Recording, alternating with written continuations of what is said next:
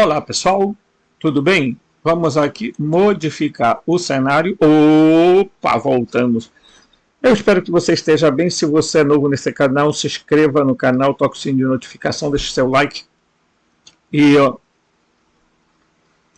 compartilhe os vídeos, divulgue o canal, comente aí, né, tudo que você está entendendo.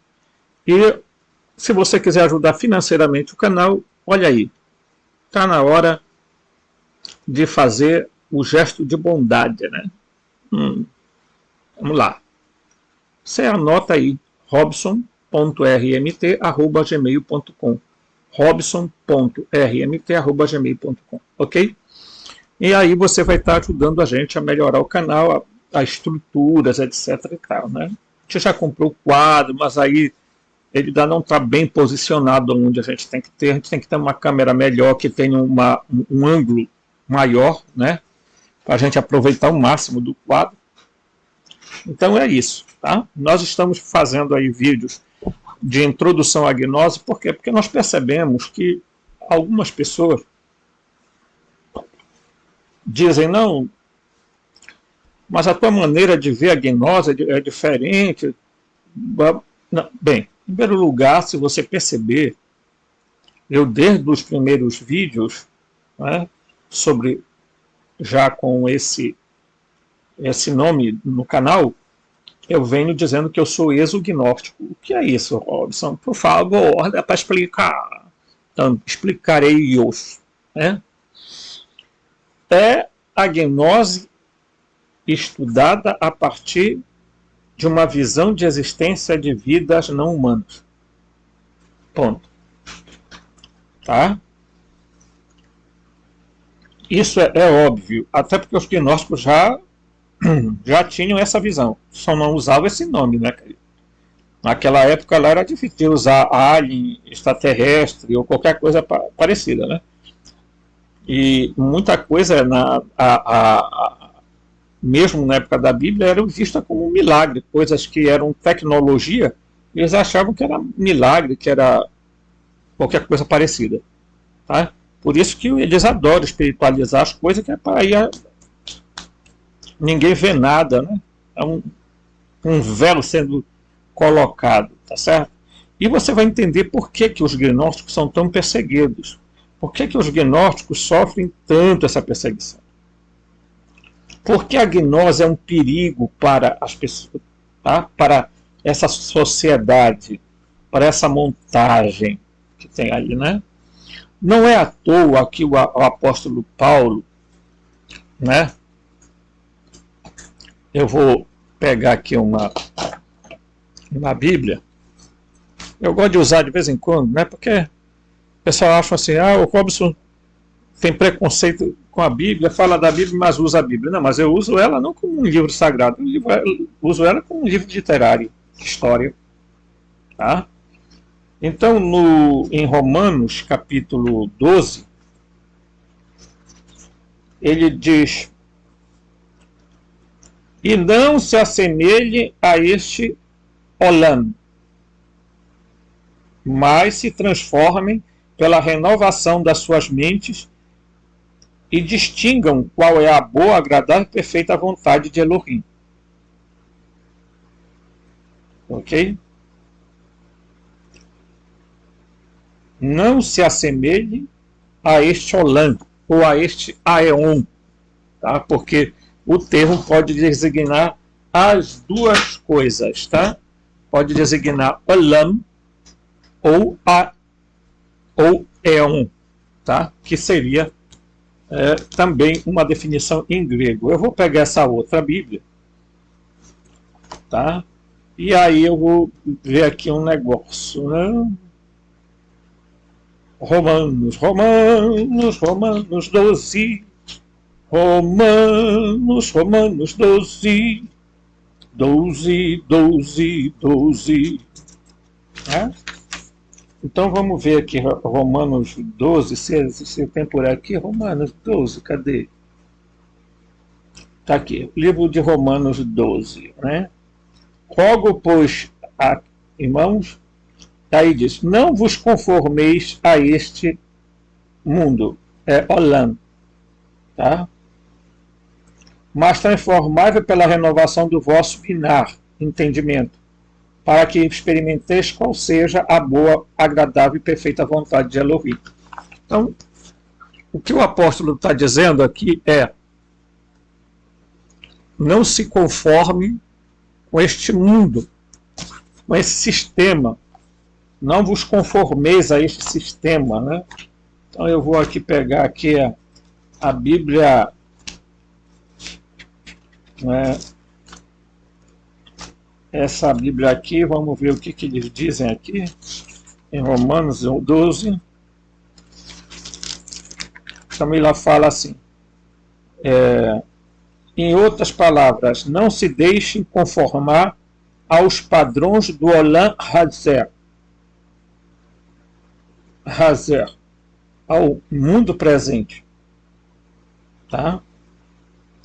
Em vez disso, continue se transformando mediante a renovação da sua mente, para que saibam o que Elohim deseja, e todos concordarão com seu desejo é bom, satisfatório e fadado ao êxito. Então, não se conforme a este Olam. Tá? Então, Paulo está usando um termo para descrever, olha, não deixem esse mundo moldar você. Porque se ele moldar você, acabou. O que é que o gnóstico incomoda? Porque o gnóstico descobriu que dentro dele tem uma centelha divina, tem a Zoe, a vida de Deus, dentro dele. Ok?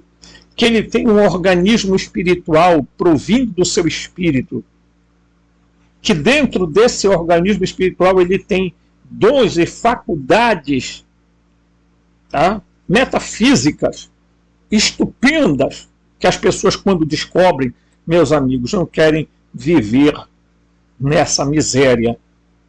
Né? Quando você acorda o seu espírito, essa centelha divina, que você entende, então, né, que você é um ser que não é da Terra, que não é deste Olam, não é deste Aeon, desse sistema aqui, meu irmão. Você acorda, você diz assim, puxa vida, eu descobri o maior tesouro. Por isso que Jesus contou a parábola do homem que descobriu a pedra preciosa, né? Ele vendeu tudo, comprou o terreno e foi lá e tirou a pedra preciosa. Quer dizer, a pedra preciosa, meu amigo, é quando você faz a sua alquimia interior, deixando que o Espírito de Deus, tá? Que o Espírito do pleroma, o Espírito, seu Espírito com a centelha divina, tá? Com a vida Zoe dentro de você, que é a vida de Deus em você, está palpitando dentro de você. Eu tenho a chama de Deus em mim. Eita, coisa boa. Você vai ficar com esse mundinho de cão que o Demiurgo criou para estar prendendo você aqui, na prisão de roda de Sansara, de reencarnações e tudo mais? É? Então, bora partir para a gente ler aqui, estudar. Vamos lá. A grande conspiração. Né? Ao longo da história, instituições religiosas, vou baixar mais aqui, e políticas do Demiurgo na Terra conspiram deliberadamente para eliminar ou pelo menos distorcer a visão gnóstica por onde quer que ela aparecesse. Então, por isso, tem gente que não gosta do que eu falo aqui. Mas há muita coisa por aí que não tem nada a ver com gnose. Se saia disso. Gnose cristã não tem nada a ver. Tá? É manipulação do próprio Demiurgo, criando essas espiritualidades da New Age para colocar na cabeça do pessoal determinadas ideias de confederação galáctica, fraternidade branca, e Bossananda, e um monte de coisa. Sanático Mará, príncipe da Terra, né? Ah, mas é porque, sabe, Robson, o ocultismo é isso, a gente tem que ocultar. O ocultismo, sabe, Robson, é para poucos. Não todo mundo deve conhecer. Ah, eu considero quem fale assim um idiota. Se falar do jeito que eu falei, é mais idiota ainda. Então eu tenho que rir dessas coisas, porque é absurdo. Jesus disse: não há nada oculto que não venha a ser descoberto, queridão. Tá? Então Jesus descortinou tudo. Ele não tem nada a esconder de ninguém. Jesus não tem doutrina oculta, coisíssima nenhuma. E o que estava oculto, ele está descobrindo tudo. Tá? Literalmente, Jesus está jogando no ventilador. Sabe por quê? Porque já passou da hora das pessoas acordarem. É claro que tem, né, esses intelectuais de espiritualidade aí, né, que não estou dizendo que o que eles falam é... Coitado, às vezes a gente fala coisas que, sinceramente, estamos errados, mas aí a gente tem que... Não é? Então, cuidado com as coisas que vão surgindo aí ao seu redor, porque não sei o que, sabedoria, inventa um monte de coisa, aí misturam teosofia com gnosticismo, com mais hermetismo, com mais ocultismo, com mais esoterismo, e aí vão fazendo mingau de angu, e depois ficam aí inventando cursos, palestras, né? Né, tudo para ganhar um bom dinheiro, porque eles são contra o sistema. Eles são espertos. Garoto esperto. Vamos lá. Qualquer sistema de pensamento, qualquer sistema de pensamento em que qualquer vestígio de gnose primordial possa ser encontrado é proibido ou mal interpretado. É assim que o conhecimento gnóstico é perigoso para os planos do demiurgo. Esconder a verdade faz parte do plano orquestrado para que o homem não desperte e muito menos se rebele. Trata-se do homem permanecer confuso, enganado e meio adormecido, de modo que nunca se perceba de quem realmente em que situação ele se encontra. Será o seu futuro. Né? Espera-se o homem nunca descubra respostas certas para estas três questões fundamentais. Quem sou eu? Por que estou aqui? E o que eu deveria estar fazendo? Então, sabe por que eles nunca vão dar essa resposta? Porque eles não querem lhe dar a resposta. O que eu estou fazendo aqui na Terra? Quem sou eu? Primeira resposta: eu sou a centelha divina. Eu tenho a mônada divina, o átomo divino, a vida, a zoe, a vida divina em mim.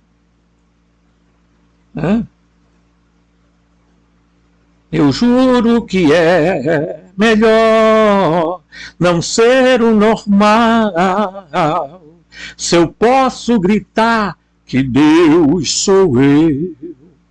Mas quando a gente diz que Deus é a gente não está se equiparando ao Deus pleromático, cósmico.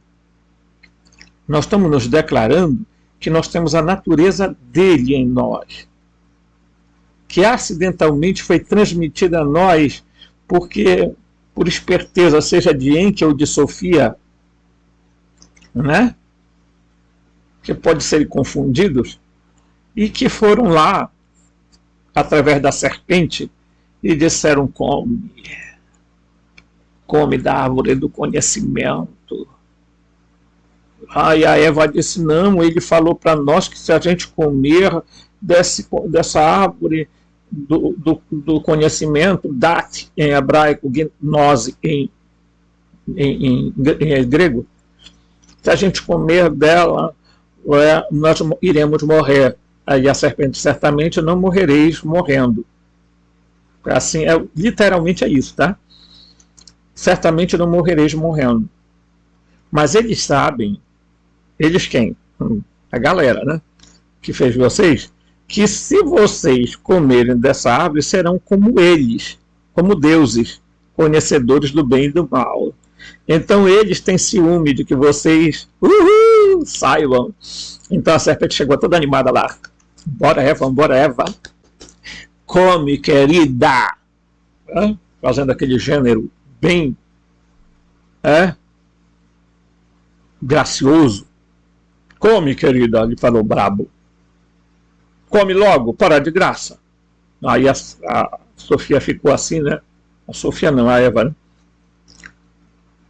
né? Mas e aí? Quando ela comeu, qual era o fruto do conhecimento? Por que Enlil ficou bravo com Enki? Porque quando Enki fez os seres humanos, ali pegou o Homo erectus, Homo habilis, né? Que os gnósticos falam que foi o sopro, né, do Yaldabaoth. Os sumérios dizem que foi manipulação genética, que aí a Bíblia fala que foi criação do barro, do nada. Então você está vendo que o negócio a história é complicada, mas a gente destrincha aqui. Vem para cá que a gente desconfunde, meu amigo. Então, evidentemente, que quando eles comeram, eles descobriram que estavam nus. Porque esse conhecimento, dizem alguns estudiosos, que seria a relação sexual. Seja lá o que tenha que cedo, a impressão que passa para nós é de que eles tanto sabiam que eles tinham mentido para... Quem mentiu? Não foi a serpente. Quem mentiu foi o Javé, o Elohim, que fez eles. Por quê? Porque, na verdade, quando eles chegam no jardim que o Adão estão por lá, ele diz, expulsemos do jardim do Éden Adão para que ele também não se aposse da árvore da vida. Porque eles estavam enciumados do que eles já adquiriram consciência, percepção. Então, bora botar fora. Senão, daqui a pouco eles comem da outra árvore e ali pronto. Agora vão viver o resto da vida e aí? Como é que vai ser? Como é que nós vamos nos alimentar desse povo? Não. Bota para correr. E o Enlil mandou botar Adão e Eva fora do jardim. Que eles chamam de Adamu e Tiamat. Porque o Adap e Atite é outro fenômeno. Tá? Então, estas coisas foram ocultas durante muito tempo. Por quê? Porque o Enki, por exemplo, ele criou uma sociedade, a sociedade da serpente. Por que ele fez isso? Porque ele tinha que passar o conhecimento que o Enlil não viesse a saber.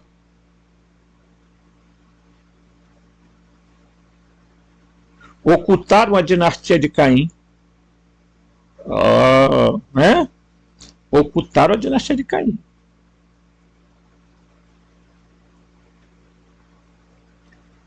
Então, mas ela teve só Caim, ela teve Abel, teve Sete, teve a Nória, né?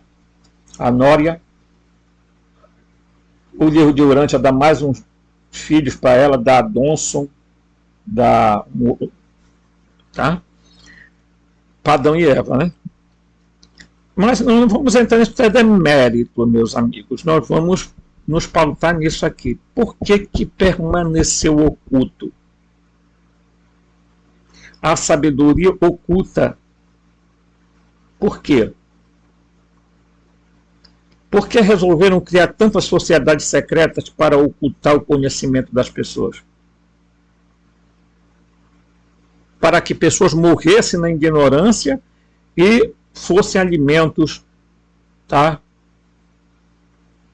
Serviço de alimento para os arcontes e o demiurgo. Essa é a verdade. E ainda continua a inventar essa mesma porcaria hoje em dia, tá? Tem um monte de gente louca aí no YouTube que fica falando um monte de coisa aí. E gente que se mete assim, eu sou da magia goécia, eu sou da magia de Salomão, eu sei da magia dos anjos. Cara, seja lá você quem for, olha, eu tenho pena de você. Eu tenho pena do preço que você vai pagar na sua vida. E do preço que a sua família vai pagar também. Porque você acha mesmo que esses seres têm pena de você? É que nesse pessoal que estão com ET na cabeça, né? Não, os ET vão chegar aqui, são tudo bonzinhos. Gente, uma coisa linda, os ET. Tudo bonzinho. Vocês podem ver que os Greys, quando eles sequestram alguém, que eles botam naquelas navezinhas deles, que de vez em quando cai por aí, e né, eles fazem coisas maravilhosas, eles falam de amor, de bondade, de coisa para... Não, senhor. Eles cortam pessoas, metem chip, mexem nas partes íntimas das pessoas. Nossa senhora, eles torturam as pessoas. E aí vem aqueles caras sensitivos dizer que os Greys ajudam na cura, porque uma médium, ela viu lá no salão espírita uns serizinhos assim, parece cinzentos, com os olhos bugalhados, e então ele ficou lá, junto com as nossas entidades, junto com os nossos mentores espirituais. Meu amigo, aí o cara foi lá e disse, não, deixem eles que eles vão ajudar vocês a curar as pessoas. Gente, pela misericórdia. Não, eu não estou dizendo que eles são demônios, não. Eu estou dizendo que esses seres, pessoal, eles são produtos da manipulação genética. Eles não têm espírito, eles não têm... Gente, eles são puramente psíquicos, eles são seres sintéticos. Eles não emitem emoção nenhuma. A única coisa que eles sabem fazerem é cumprir ordens. Eles são lacaios. Então vão lá, fazem um monte de coisa aí. Dane-se o resto, né, meu irmão? Ok? Então, antes de qualquer coisa, saiba, né, que a gnose, tá,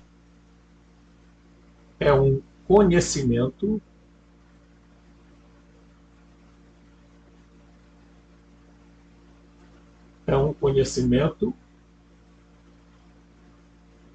aberto. É um conhecimento de despertar. Ok? Não tem nada a ver com conhecimento secreto. Secreto é um monte de gente que esconde coisas da própria vida para não dizer para ninguém. Aí isso é secreto e segredo. Tá? Vamos lá. Então, vamos lá. Aqui diz aqui, ó. Mas a verdade nunca desaparece. Oprimido e escondido sempre lutará para ser exposto. A pior coisa que pode ser feita à verdade é proibi-la. O efeito oposto será produzido, surgirá com mais força e violência. Qual é a primeira coisa que teria que ser escondida? Primeiramente, seria necessário eliminar a ideia de que, além do demiurgo ineficiente, existe outro Deus, superior a ele, infinitamente perfeito. Então, né? Entendeu? Você entendeu? Tem deuses superiores ao demiurgo. Então você pode perguntar assim para mim, bem, então fala aí para nós, né? Olha, os sumérios diziam que o deus superior deles era An ou Anu, que quer dizer a mesma coisa. Os mesopotâmicos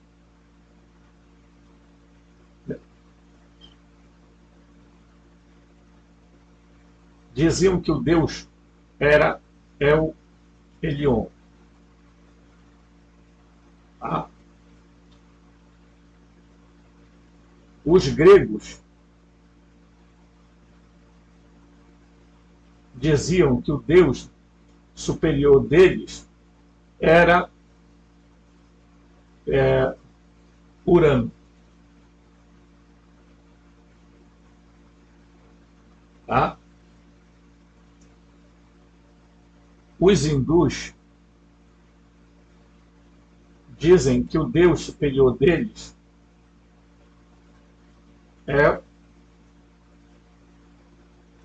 eu acho que é assim, Brahma, é o Brahma. Tá? Em outros casos eles chamam de Brahman para um superior, né? Okay?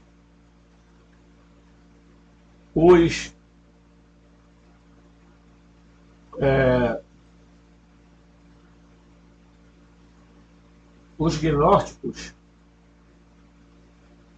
acreditavam que existia um Deus superior chamado Bitos.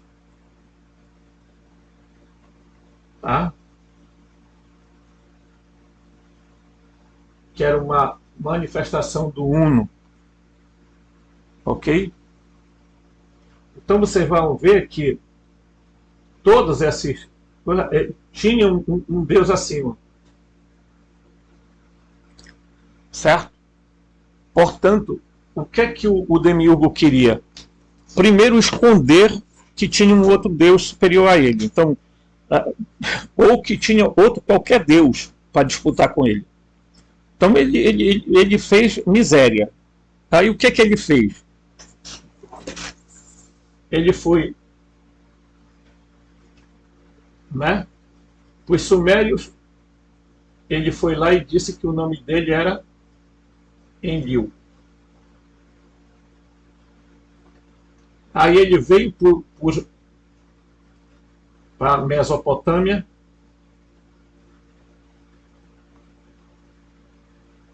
e disse que o nome dele era, tá? Aí no caso aqui seria os mais propriamente os hebreus. Ele disse assim: eu sou quem? Javé. Aí, não satisfeito, ele foi em direção aos árabes e disse que ele era Alá. Aí ele disse: bem, eu tenho que... Foi lá para a região da Índia falar com os hindus e disse que ele era o Brahma. Tá? E assim sucessivamente. Aí ele foi nos gregos e disse que era Zeus.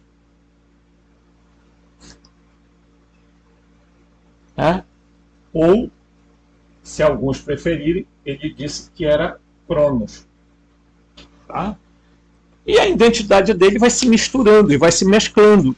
E ele vai escondendo das pessoas, então, que existia um lugar chamado Pleroma, onde os deuses cósmicos de verdade existem e que não tomam parte desse mundo material, porque se eles se manifestarem aqui, tudo vai para o brejo. Por quê? Porque a matéria é consumida. Ok? Então a primeira coisa é esconder que havia um Deus superior a ele, ou que existiam outros deuses. Por isso que ele vai dizer: não terás outros Elohim diante de mim, não te prostrarás diante deles, nem os adorarás, que o Senhor sou um Deus ciumento. Né? As igrejas evangélicas, pessoal, glória, presta atenção. Aí eles vão, ele vai e diz exatamente isso, né? Vocês não tem Deus, não. Sou eu mesmo. Porque ele queria ocultar tudo isso aqui, ó. Ok? E ele foi enganando os povos e foi se apossando. Tá? Foi se apossando e se ocultando através de diversos nomes que ele foi, né? Então, quando você descobre isso na sua vida, você já sai do engano. Esse Deus aí não é o Deus verdadeiro.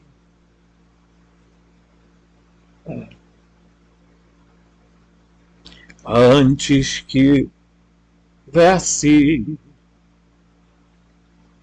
te revelaste do crente ao ateu, ninguém conhece a Deus. Tem uma música assim, né? Então, a grande verdade é que acima do demiurgo tem a Sofia. Creiam nisso, ela é superior a ele. Em grau de superioridade, até Cristo é superior a ele. Então, sabe, pessoal, é uma questão de lógica. Eu fico impressionado quando as pessoas vêm e dizem para mim, mas não pode ser. Não pode ser o quê? O que é que não pode ser? Não, mas não pode, eu tô aborrecido. Por quê, meu bebê? Por quê? Porque ele não pode, o Idabaote não pode ser o Enlil, o Javé, e não pode ser o Brahma. Não pode. Por que não pode? Quem te disse isso? Os gnósticos, meu querido, identificaram o Deus do Antigo Testamento com Yaldabaoth. E os estudiosos hoje identificam o Deus do Antigo Testamento com Enlil. Qual é a lógica que não existe aí? Né? Então, se o Enlil, que é Javé, e Yaldabaoth, está lutando com unhas e dentes, para quê? Para esconder as outras divindades. Ele lutou e luta até hoje contra a descendência de Enki. Meu irmão, ele não queria que Enki fosse reverenciado, então ele começou a taxar o Enki de Satanás, de Lúcifer, de tudo. Porque quando a gente quer desqualificar alguém, o que a gente faz?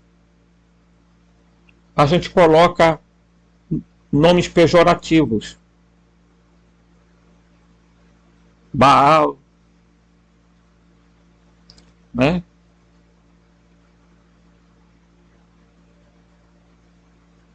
Ele é um falso Deus porque ele é um Deus enganador.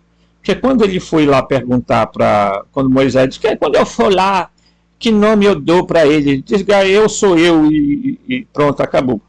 Precisa você saber do meu nome. Só que o nome oficial dele é El Shaddai e não Yod-Heh-Vav-Heh. E não Axé, Eyer, Axé e Eyer. Eyer, Axé, Eyer. Então, Eyer me enviou a voz.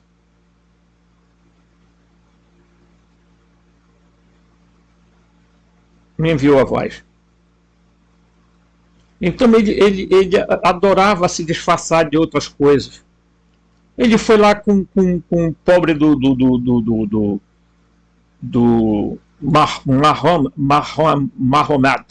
Mahomet, né? Maomé. Ele foi lá e disse para o Maomé que ele era... Qual o nome eu boto? Eu sou Alá. E Alá, a palavra Alá, o nome Alá, é simplesmente a palavra Deus, porque deriva de Ilu. Tá? Ilu deriva-se de El, Il, Ilah, Alahá, Allah, tudo vem dessa raiz. E ele foi lá e disse aí foi lá para a Índia, se revelou lá para aquele povo que estava surgindo também, e se revelou como Brahma. que tem dois comparsas, o Shiva e o Vishnu. Um destrói e outro constrói. Não, mas o Vishnu é que é o destruidor e construtor. Não, senhor. Esqueça isso. Não é? É um Deus com duas facetas, ou três. Então o Brahma é o próprio Javé. Aí esses dois camaradas aí são expressões dele. Um destrói e outro constrói. Então, primeira coisa, ele não quer que você saiba que existe um Deus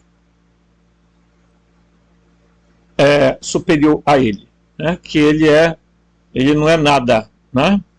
Tá certo? Primeiramente ele queria isso aqui, né? Que não existisse um Deus superior infinitamente perfeito. Para esconder esta parte da verdade gnóstica, ele inventou a ideia de que o Deus criador e o Deus incognoscível são a mesma coisa, que juntos formam um único Deus existente, o demiurgo criador do céu e da terra. Sabe quem é que faz isso aí com muita facilidade? A Cabalá. Os cabalistas tentam juntar o Deus pleromático, dizendo que o Javé é uma expressão do Deus, tá? Do Deus cósmico uno, a mônada, o Ain, o Ani, o Ain Sof, o Ain Sof é Aur, ou Aur. Tá?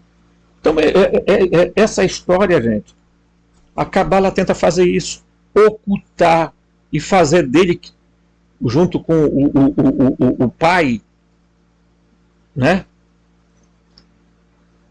Fazer acreditar que são a mesma figurinha. E não é verdade. Tá? Ele nem sequer ele surgiu no pleroma.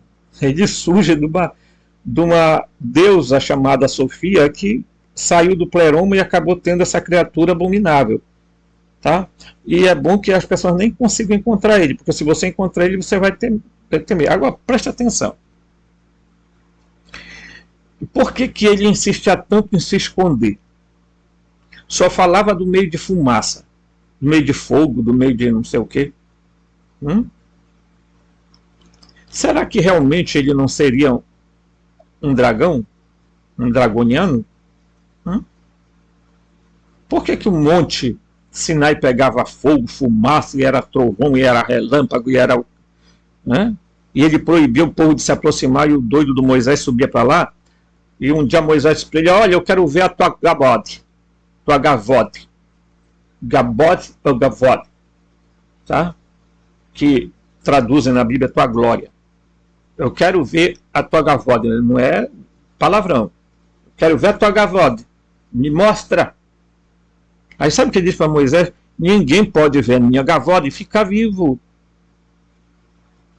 Tá? Então, eu vou te colocar entre as pedras.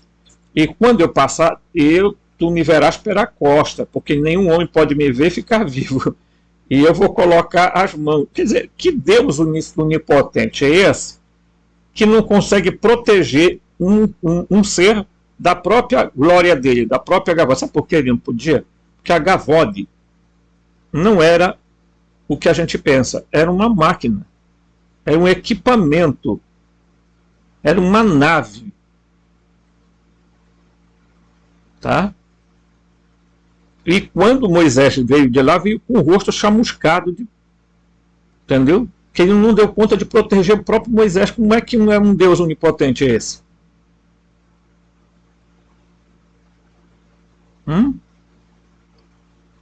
Então,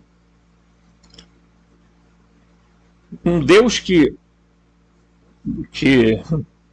né, eu vou até mostrar aqui um negócio para vocês. Eu gosto de mostrar essas coisas porque, gente, é terrível a gente permanecer no engano. Tá? Deixa eu percurar bem aqui, porque eu vou percurar. Vou percurar. Está até escrito, pessoal, é um texto. Arararira, rarirará.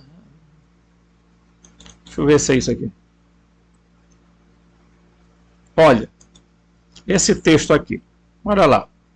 Tem uma parte que parece que cortou, mas não dá para diminuir mais. Então ele disse assim, ó: também terás um lugar fora do acampamento para as tuas necessidades, para fazer cocô, tá? Entre as tuas armas terás alguma coisa com que cavar, e quando defecares, cavarás e cobrirás o teu excremento, tá? Pois o Senhor teu Deus, pois Javé teu Elohim, anda no meio do teu acampamento para te proteger e para entregar-te a teus inimigos. O teu acampamento será santo, para ele não veja em ti coisa indecente e se afaste. Pera lá. Né? Pera lá. Que Deus é esse que está preocupado com cocô? Fezes?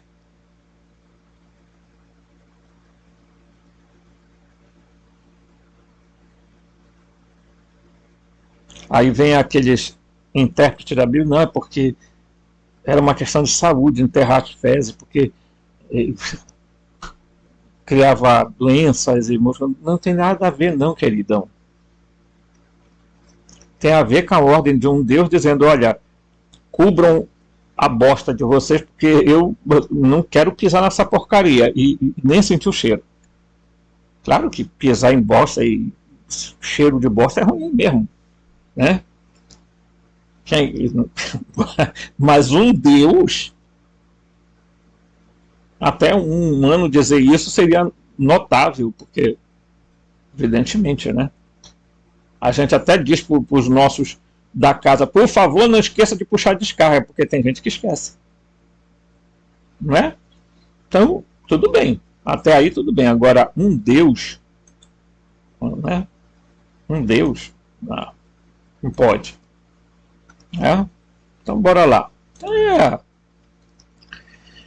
No início do cristianismo, o grande mestre gnóstico Marcião de Sinop, eu já falei aqui, afirmou muito claramente: o Deus do Antigo Testamento não é o Deus do Novo Testamento. São dois deuses diferentes. O primeiro é um Deus que aplica a lei e pune, enquanto o outro é um Deus de amor que sempre perdoa. Os dois são inconciliáveis. Então, portanto, eu não sei se eu tenho por aqui. Tenho, né? Nesse documento aqui, ó, eu vou mostrar agora aqui para vocês. Olha só. Dialogue des Adamantius, tá? É feito por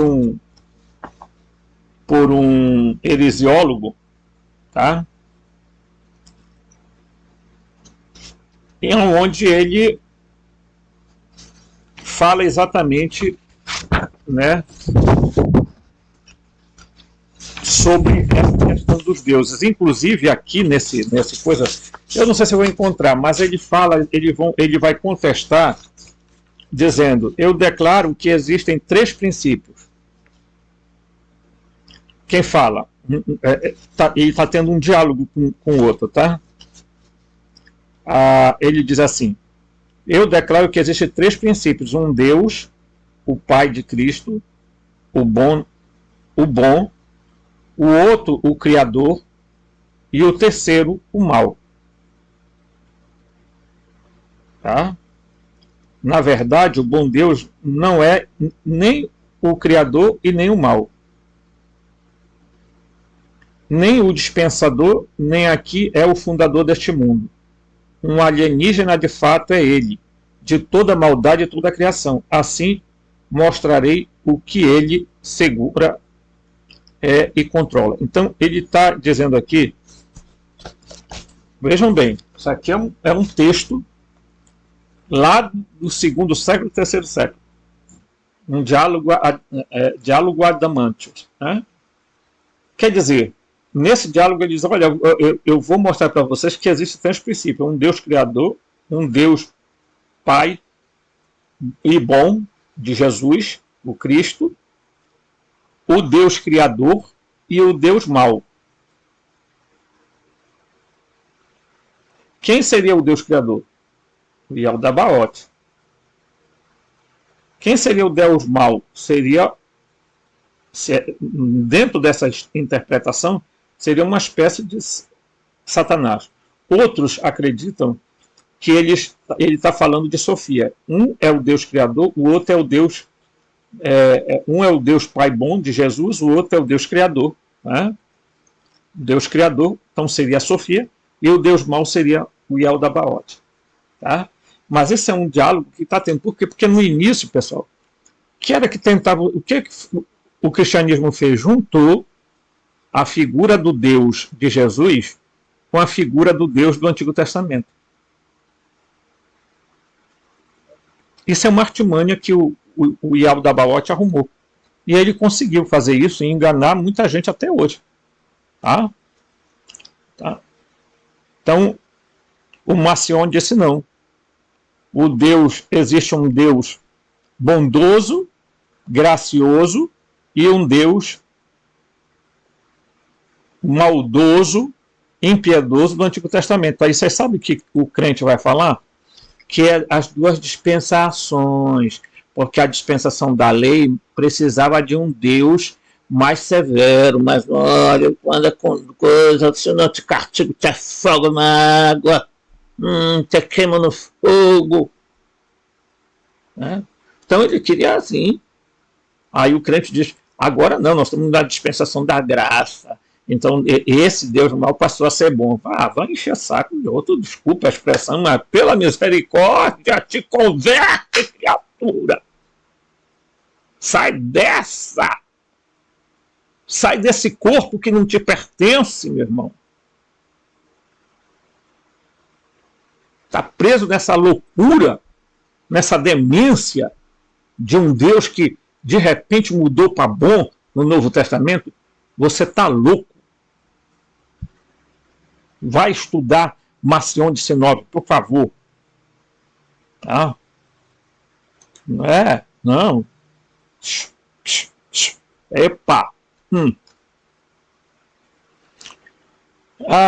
E aí, o que pode ser feito para esconder isso? Foi Orígenes quem teve a seguinte ideia brilhante. Orígenes é o cara lá da igreja, tá? Não existem dois deuses diferentes, um justo e outro bom. É o mesmo Deus. Ele é justo e bom. Foi assim que o Demiurgo se tornou o perfeito. Graças a Orígenes que disse para a igreja, olha, o Deus do Antigo Testamento é o mesmo do Novo, tá? Então, portanto, vamos adorar ele. Fazer missa para ele. Né? Prestar culto para ele. Coitado. Tá? Em segundo lugar, foi assim que a diferença entre o mundo incognoscível e o mundo criado também foi eliminada. Qualquer pessoa que se refira à existência de dois reinos inconciliáveis será depreciativamente rotulada como dualista, como se descrever a realidade tal como ela fosse uma coisa ruim. Os conspiradores reduziram tudo isso a um reino só, o reino do Demiurgo. E existem dois reinos. Tá? O reino da antimatéria do pleroma e o reino material do Deus do Demiurgo. Ok? Nós não somos deste éon, nós não somos deste mundo. Jesus disse isso. Se isso não entrar na sua cabeça, no seu coração, na sua vida, meu irmão, é difícil. Tá? Terceiro ponto, Terceiro, se o Demiurgo é bom e perfeito, quem podemos culpar por todas as coisas ruins que existem no mundo? Aí, claro, se você diz que o Deus do Antigo Testamento é bom, então de que é a culpa dessa desgracença toda? Se os atributos divinos de Deus, incognoscível, foram transferidos para o Demiurgo, o que dizer dos atributos do Demiurgo? Da maldade, da inépcia, do plágio, da mentira. Então bora criar um outro personagem. Quem foi que eles criaram? O diabo, Satanás, o demônio, o Lúcifer. Foi assim que surgiu. Eles tinham que criar um ser para justificar as maldades que existem no mundo. Quando não muito, jogar tudo na costa do ser humano. Tá? É por isso que foi inventada a ideia do demiurgo, a ideia de que o demiurgo não é Satanás e que Satanás é outra pessoa. O demiurgo tornou-se bom e perfeito, despojado de suas feições satânicas. Todo o mal agora vem deste novo Satanás que está fora dele. O mal do demiurgo foi levado. Né? Foi levado. Então, quer dizer, o que é que acontece? Eles tiram, ok? E vão lá e dizem assim, ó, queridão, ele não é mau, é bom. É o mesmo Deus. Aí, bem, se ele é bom, de quem é essa maldade toda? Aí, o povo da Igreja Católica e os cristãos todos inventaram o Lúcifer, o Satanás, tudo para jogar a culpa numa figura, e inventaram também o pecado original. Não, tudo isso é culpa do homem também. Nas cores, tudo. É claro, para você se sentir culpado, para estar na igreja pedindo misericórdia, né, para ele. E ele achando graça da sua cara. Né?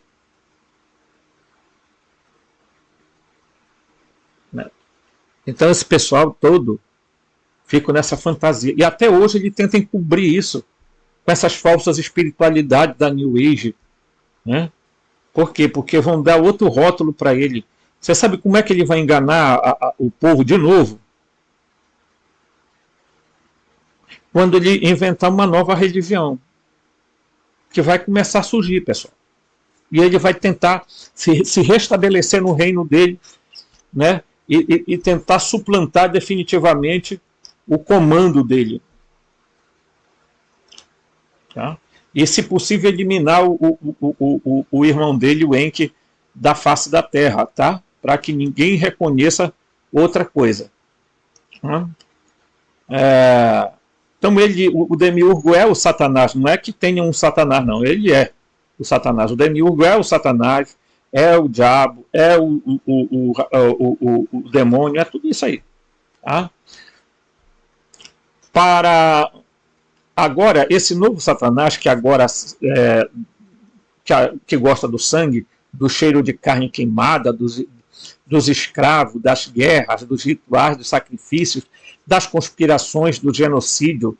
Agora este novo Satanás, que gosta de fato de homens que se curvem diante dele em adoração e fazem alianças ou pactos de sangue com ele, em troca de poder ou riqueza terrena. É fácil descobrir que todas as características que Satanás possui agora foram retiradas do Deus criador da Bíblia, do Deus do Antigo Testamento. Tá? E aí criaram Satanás para disfarçar. Mas, na verdade, pessoal, o Deus do Antigo Testamento é o Satanás. É o Yaldabaoth, o demiurgo, o falso Deus, que continua enganando cristãos, católicos, protestantes, um monte de gente aí que não tem coragem de abrir os olhos. Tá? Então é isso que temos. O Deus incognoscível não existe. Seus atributos foram transferidos para o demiurgo, tá? Do Antigo Testamento. E os atributos do demiurgo foram transferidos para um Satanás fora dele. Do que esta grande conspiração, esta grande fraude precisa agora? O que falta é alguém em quem possamos transformar esse Satanás. Tem que ser alguém que odiamos muito, já que Satanás é a figura mais miserável que podemos conceber. Em quarto lugar, foi assim que surgiu a brilhante ideia desta conspiração. Ocorreu a alguém que a forma mais adequada seria revelar o fato de que este Satanás maligno não é outro senão Lúcifer. Então, se tinha que criar um Satanás, agora temos que descobrir aonde encaixar esse Satanás. Tá? E acharam a figura do Lúcifer. Desta forma, não só o demiurgo é limpo de sua natureza satânica, mas também a figura de Lúcifer é completamente distorcida. Tá? o anjo de luz enviado pelo Deus incognoscível, isso aqui é o pensamento do autor, estou só falando, tá?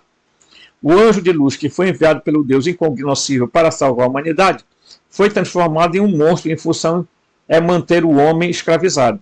Uma grande ideia dos representantes terrestres do demiurgo é a vingança oportuna contra Lúcifer. É o termo inimigo do verdadeiro Satanás, o demiurgo. Então, quem é Lúcifer? Para os estudiosos hoje, está claro que ou se identifica com a Sofia, ou se identifica com o Enki, ou se identifica com Jesus, porque eu já falei sobre isso. Porque Jesus vai dizer que ele é a serpente, que falou para Eva comer do conhecimento, da árvore do conhecimento. Certo? O Enki também é indicado que tenha falado isso para Eva. E a Sofia, os gnósticos falam que também a Sofia teria sugerido isso. Então, querendo ou não, criaram também essa figura de Lúcifer, que não é nem um anjo de luz, e aí o autor aqui eu discordo dele, porque ele não existe quanto ente, quanto ser. Quem inventou ele foi os cristãos, a partir da tradução latina da Bíblia. Não existe esse ser no Antigo Testamento hebraico e não existe esse ser no Antigo Testamento grego. Ponham isso na cabeça de vocês. Tá? Não venham com perguntas bobas aqui embaixo, dizer que Luciferum é Jesus e não sei o quê. Falar é fácil. Eu quero que você prove. Mas porque no Apocalipse diz que Jesus disse: eu sou a estrela da manhã. Tá. Por isso, você quer dizer que ele é Lúcifer? Então você é também, queridão. Porque quem porta a luz, fosforos, quer dizer, é um Lúcifer. Se Jesus disse que nós somos luz do mundo, então nós somos Lúcifer também. Né? Então eu acho de uma babaquice idiotizada de pessoas fazerem isso. Tá? Nem deveriam questionar essa ideia. Né? Então, de duas entidades opostas e inconciliáveis, o Deus Criador e o Deus incognoscível tornou-se o demiurgo bom e único. De dois mundos opostos e inconciliáveis, formou-se um que é bom, o do demiurgo. O mesmo processo ocorreu com outros dois oponentes e entidades inconciliáveis, Lúcifer e Satanás, como se eles fossem existentes. Ra-Satã é uma palavra que não tem nada a ver, tá? Inclusive o próprio Deus do Antigo Testamento é o Satanás, tá? O mensageiro do Deus verdadeiro, Satanás, criador da matéria e do tempo, enfim, ele faz aqui uma lambança que não, sem necessidade. Eles foram transformados em duas entidades, tá? A crença que Satanás e Lúcifer são a mesma coisa e que eles chamam do diabo permanece até hoje, mas não é, meu queridão, é que não existe nenhum Lúcifer nem um Satanás. Existe só os demiurgos, tá? Não existe, eu vou repetir, não existe Lúcifer nem Satanás. Isso foi uma manobra muito evidente para se criar essa figura. E agora estão divinizando o Lúcifer, querendo confundir o Lúcifer com Jesus, confundir Lúcifer com Sofia, confundir Lúcifer com Enki, sendo que essa palavra não é um nome próprio. Caramba, bicho, a gente explica, os caras ficam com essa doidice na cabeça. Pela misericórdia, vai estudar, vai pesquisar. Nossa, eu fico irritado com isso, olha, sinceramente. No Novo Testamento já está estabelecido que Lúcifer e Satanás são a mesma coisa. Tá? Eu nem vou ler isso. Na obra de Meurim, que citamos anteriormente, encontramos a mesma confusão. Tá? Ele chama o demiurgo de Jeová Lúcifer e não de Jeová Satanás. Tá?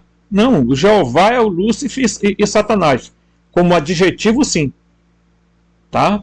Porque esse nome Lúcifer, Satã, Ra-Satã, tá? Diabolos, é nome adjetivo, não é nome de substantivo, não é nome de figura. Tá? Quinto, o que pode ser feito para distorcer a ideia gnóstica de que este mundo criado é o inferno e que o céu é o plano do Deus incognoscível? O que é que nós temos que fazer? Os conspiradores conceberam a seguinte ideia. Afirmam que o mundo não é o inferno, que o inferno está lá fora, longe daqui. O inferno seria o lugar de punição para aqueles que desobedecem ao demiurgo durante a vida aqui na Terra, e que características teria esse inferno? Ocorreu a alguém que as características típicas do mundo incognoscível poderiam ser muito bem servir ao cenário para este novo inferno. Se Lúcifer, portador da luz, ser de fogo representado em chamas, e Satanás, poderemos então dizer que o inferno seria um lugar cheio de chamas, um lugar onde os pecadores são queimados. Para os gnósticos, o reino incognoscível é precisamente um fogo antimatéria. É completamente, diremos assim, plasmático, né? E que detesta essa criação impura e, se possível, aniquilaria. Para os gnósticos, porém, esse mesmo fogo é algo bom e desejável e não algo satânico. Tá? O sexto ponto é que o espírito era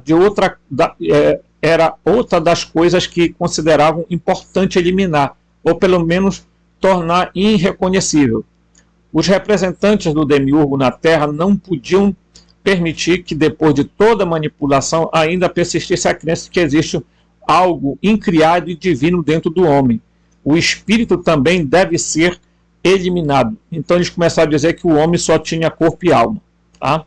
E já vimos que para os gnósticos o homem é composto de três partes: o corpo, a alma e o espírito.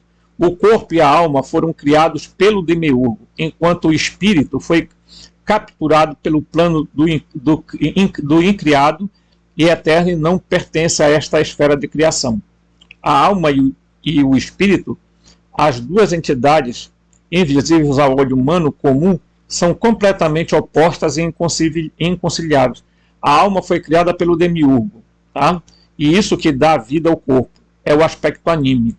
Somente a alma anseia por se unir ao seu Criador. Somente a alma anseia por se unir ao seu Criador. Pode se fundir com ele. Com quem? Com o demiurgo. Presta bem atenção. O espírito, por outro lado, está prisioneiro deste estranho mundo, ao qual não pertence e que para ele é o inferno. Ele só quer libertar-se e retornar ao mundo incognoscível, de onde veio. Para o espírito, o corpo e a alma são terríveis quanto a matéria e o tempo. Tá? Terríveis quanto a matéria e o tempo. Para o demiurgo, a sua criação é necessário fundamental até que o espírito permaneça ligado à alma do homem. Seu plano evolutivo não pode prescindir dos espíritos acorrentados à matéria. Porém, uma coisa é importante: o demiurgo quer que isso permaneça em segredo, para que o homem nunca perceba que dentro dele há uma centelha incriada, roubada de outro universo, de outra realidade. Assim, para eliminar o pensamento gnóstico sobre o espírito, os agentes do demiurgo na Terra tiveram essa ideia enganosa das duas entidades opostas e inconciliáveis. Formavam apenas uma. Eles teriam todas as características divinas, a perfeição e da pureza. Então eles disseram que o espírito e a alma eram uma só coisa. Tá? Era uma só coisa. Então, você observa que a tentativa foi de ir substituindo uma coisa por outra. Tá? Então, vamos pegar os atributos do Deus incognoscível e botar por Javé. Vamos pegar o mal de Javé e transformar num ser. Criamos, então, a figura de Satanás e de Lúcifer. Vamos tirar a ideia do reino do pleroma e desse colocar o reino do céu. Vamos substituir o pleroma pelo céu, pelo oranou, tou oranou.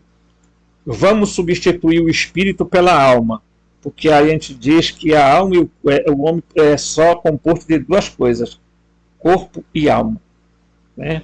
E na verdade o homem possui três polaridades, três corpos: o corpo espiritual, pneumático, o corpo psíquico ou almático e o corpo físico ou somático. Esses são os três corpos, tá? É por isso que esses três corpos são inconciliáveis, apesar de que, tá, o corpo, tá, está ligado à alma, mas a alma por si também aprisiona o espírito, porque a alma muitas vezes é que conduz o ser humano. O almático é assim, tá? Então você entenda, meu amigo, que a hora do despertar chegou. O tempo de despertar chegou na sua vida hoje, agora, tá? Aproveite, porque esse tempo é o tempo do conhecimento. Um forte abraço e até o próximo vídeo.